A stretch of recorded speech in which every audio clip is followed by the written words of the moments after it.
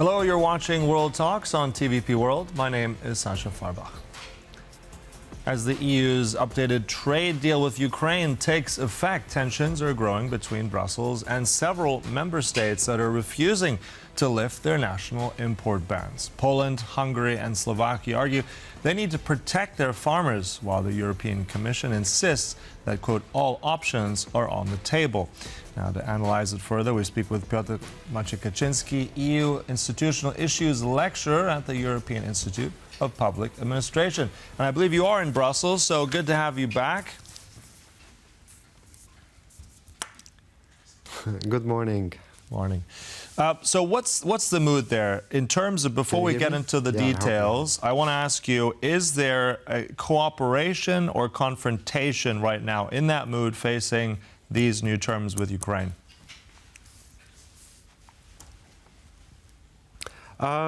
I wouldn't call it a confrontation. What we are seeing is that the Commission is clearly facing a certain dilemma. On the one hand, it has to protect the laws as they are and to be the guardian of the treaties, as it is frequently called. But on the second, or the other hand, it needs to realize and recognize certain political reality out there in member states. It is being accused by governments in Budapest and Bratislava, probably also the incoming government in Prague, that it is more taking care of Ukrainian issues, Ukrainian affairs, than member states' affairs, and it should protect mostly member states rather than countries that are outside of the Union, and this is its main job. Therefore, those countries, together with Poland, are saying that the new regime, when it comes to agricultural goods, is not yet fully respecting what they seem as necessary, and they do not want to recognize it. So they should be taken to the Court of Justice, but for the moment the Commission is reluctant to do this, recognizing this political reality out there. So we have a certain difficult situation where nobody wants to take the issues to the next level in terms of confrontation. Commission probably is hoping for the issue to go away with time when the situation will be less dire. Mm-hmm. I mean, we're seeing scenes again. Poland, as you've just mentioned there as well, taking very much also unilateral action. I mean, if we're looking at this whole EU-Ukraine trade agreement, it goes back to this mechanism that was enforced, now going backwards. And I remember those scenes. Farmers are again upset, blockading certain parts of the border. The Polish government, in this iteration, has also followed suit.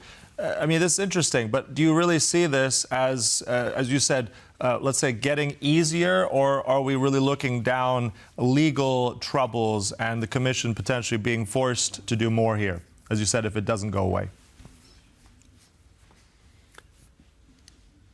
I don't think that the Commission will have the guts to go all the way against Poland and the other countries concerned before the Hungarian elections next year, because the Commission doesn't want to play into this anti-Ukrainian and anti-EU sentiment that is developing in Hungary, but also in Poland, and wants to recognize this reality out there, that the situation is not easy for certain partners, such as farmers. But at the same time, this new regime that the Commission has proposed, member states have agreed to, is much more going into the direction of what the farmers have demanded. Hopefully, and this is the Commission's hope, that a little bit down the road, a country like Poland will sign up to the regime whenever the Polish sanctions will be lifted, and then it can move forward within the quotas, because this is what needs to be reminded, that the previous system had this unlimited number of imports from Ukraine, whereas right now it's supposed to be within quotas, and then even so, if this is still the imports, if the imports are still disturbing the local markets, then the countries can shut down the imports altogether. And even so, that this law is talking about that the Ukrainian imports would be distorting the local markets, so one member state markets rather than trans-European market. Mm-hmm. And then realistically, what could the Commission do at this point in time? If they do try to pursue, you mentioned take Poland to court, how realistic is that? How long would that take? What kind of consequences could we see of that if that goes that direction? Look, it's again law versus politics. Legal instruments will take months, if not years, to be applied. What really matters is the situation in Ukraine and the security situation in Ukraine, actually. It has been a very solid and important Ukrainian argument for many years that the Ukrainians are fighting for having the elements of their economy working, and farming, agriculture is an important element of that economy. Hence, exporting of Ukrainian goods is important to Ukrainian economy overall. So buying Ukrainian goods is actually helping Ukraine fight the war as well. And that argument has not been yet used at all in the current situation. But we should not forget about it, that this entire situation is linked with the security situation, and also on the other end, what the Polish farmers and other farmers are saying, it's of utmost importance for the Ukrainian exporters of agricultural goods to meet the Ukrainian standards. And this standardization question has been always important for the Polish farmers as well. Right. But at the same time, I mean, this is an old issue, and once again rearing its head in a new, or let's say new old iteration. I think it's going to be a political headache for Warsaw to sort with the Commission. So we'll see how it plays out. We know that right now, as you said, Ukraine needs this, but it looks like it's ruling more in the favor right now of protecting national farmers. I also want to jump on another, so let's say, clandestine topic, which is the CIA director, who's been in Brussels as well. I'm not sure if you've seen him in the last few days, but I'm just curious about what you make of that visit. I mean, do you see this as something that will repair ties, that trust between the EU and the US on intelligence sharing? Is this something else? What do you make of that visit? It's actually a very interesting visit, because this visit is showing us that Americans are recognizing, the rational Americans are recognizing that there is a problem here with limited trust towards Americans, and there is room for repair. One visit is not enough. The Americans will have to engage even more with Europeans to convince the European counterparts that they are reliable partners and that this partnership works.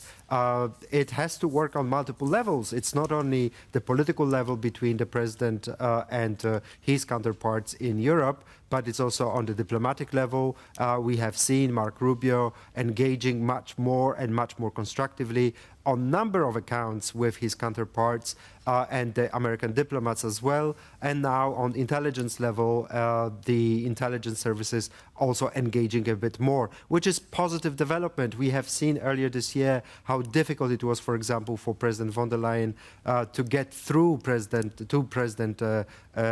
Trump, and the significance of having that relationship established has literally smoothed out the relations across the Atlantic much better than before. Also, the post-German relationship, post-German elections, a relationship between Berlin and Washington has been much smoother than before. So hopefully this visit of the CIA director is going to be one element of a series of elements in smoothing out the transatlantic relationship, because Europeans have shown Americans on a number of accounts a number of times that they are committed, they want to invest into the transatlantic, and they want to have a partner on the other side. And this is a little signal out there that Americans are recognizing that fact.